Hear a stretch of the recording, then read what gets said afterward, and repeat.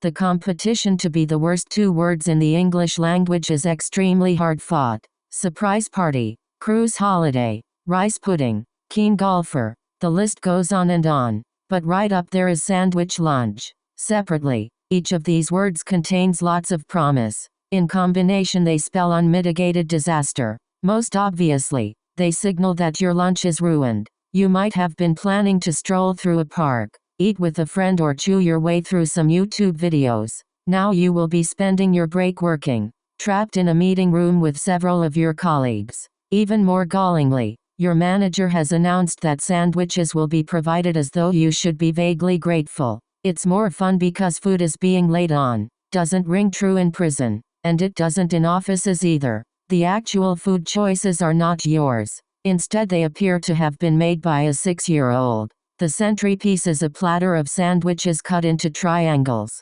There are paper plates. You are tempted to look around for party hats and balloons. You do see a clown, but that's a column for another week. The fillings are unidentifiable. One is either cheese or polyurethane. You know that consuming it will not provide clarity. Not that you actually eat much. The etiquette of the sandwich lunch requires everyone to take less than they want, in order to signal to the wider group that they are team players who know how to share, not gluttons binging on free food. People politely wait their turn and then restrict themselves to a few items. Your own paper plate is fairly typical. 2 triangles of bread, 4 salt and vinegar crisps, a limp salad leaf and 1 plum tomato. It's about as appetizing as a cup of sand and much less filling. Once everyone has loaded up from this feast of delights, someone will expansively encourage you to dig in. Where to start? You think to yourself gloomily. You pick up the biggest of your 4 crisps and put it in your mouth just as the boss begins to lay out the agenda for the discussion.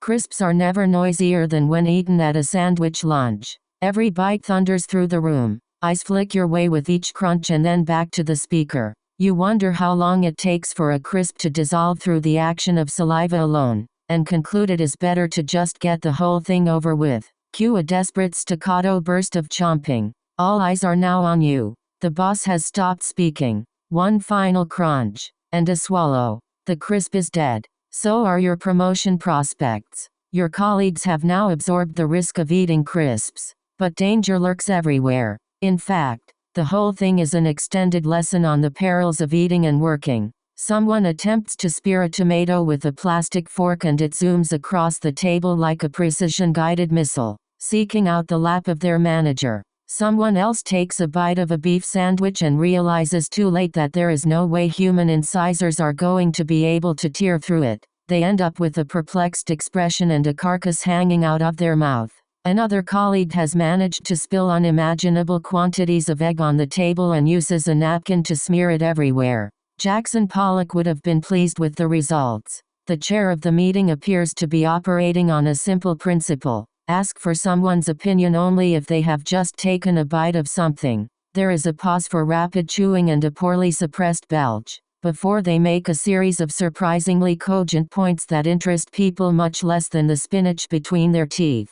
And so it goes until the group concludes that the very worst thing you can do at a sandwich lunch is lunch on the sandwiches. From here on in, nothing more will be eaten. The work will take over. Conversation will flow and progress will be made. As the discussions continue, the remaining triangles of bread will start to curl and yellow. You and your colleagues will occasionally glance at the full plate of brownies that sits in the middle of the table. They actually look delicious. Here, the 6-year-old has chosen well. But now that no one else is eating, there is an unspoken agreement that they should be left untouched. When the meeting wraps up, someone will take them to the staff kitchen, where the real beneficiaries of the sandwich lunch will tuck in, and you will head outside, so that you can finally get some food.